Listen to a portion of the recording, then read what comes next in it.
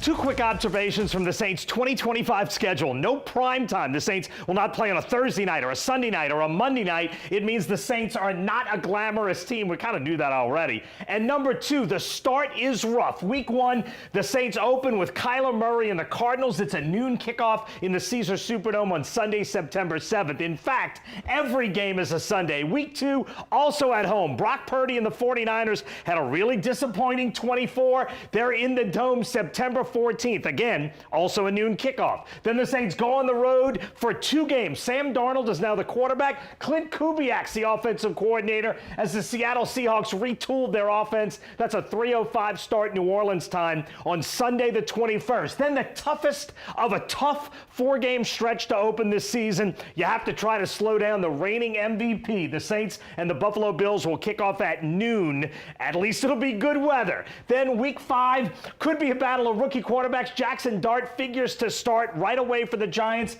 They're in the Superdome Sunday, October 5th. That's a noon kickoff. Then Drake May and the New England Patriots come to New Orleans in week six. This one is a late start, a CBS national game, a 3:25 kickoff. So a lot of the country will be seeing the Saints for the first time in the season. Then on the road, Dennis Allen is now the Bears defensive coordinator. The Saints visit Soldier Field in Chicago in week seven. That's a noon kickoff. So the division play doesn't start until week 8. Ohio State wideout Emeka Egbuka was Tampa Bay's first-round draft pick. The Bucks come to the Superdome. Another late start, 3:05 Sunday afternoon, October 26th. Sean McVay has owned the Saints in each of the last two seasons. The Saints will travel to SoFi to play LA on November 2nd. That's a 3:05 kickoff time, New Orleans time. Week 10, the Saints are in Carolina, where the Panthers embarrassed New Orleans and got Dennis Allen fired last year. That's noon, Sunday, November 9th. Week 11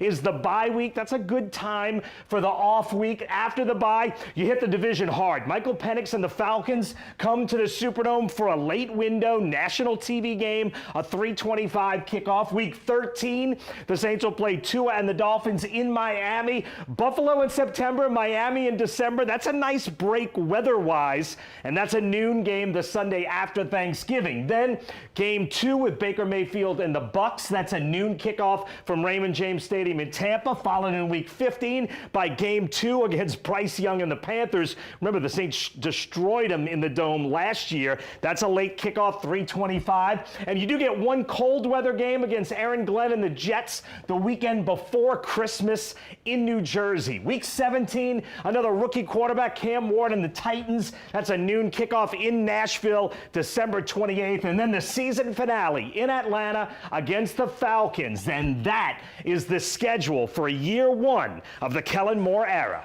Did you expect maybe a little bit of primetime action, or is this not surprising for you? I didn't think that the Saints would be one of the 3 teams in the NFL without a primetime game. I thought they'd at least throw them a Thursday night game, potentially a late flexible game in primetime. But, and honestly, a big reason why I thought that is because I do think that this team is intriguing. Your head coach just won a Super Bowl as the offensive coordinator of the Philadelphia Eagles. There's the quarterback conversation for the team, all that. This team is far more interesting right now this year than it was at this point last year. And that team got a few primetime games. And so I was a little bit shocked to see that, if I'm being completely honest. But hey, no Thursday night games means no short schedule, so that could be good, or short weeks rather, so that could be good for those young players. Our thanks to Ross. That is a quick look at the Saints' 2025 schedule.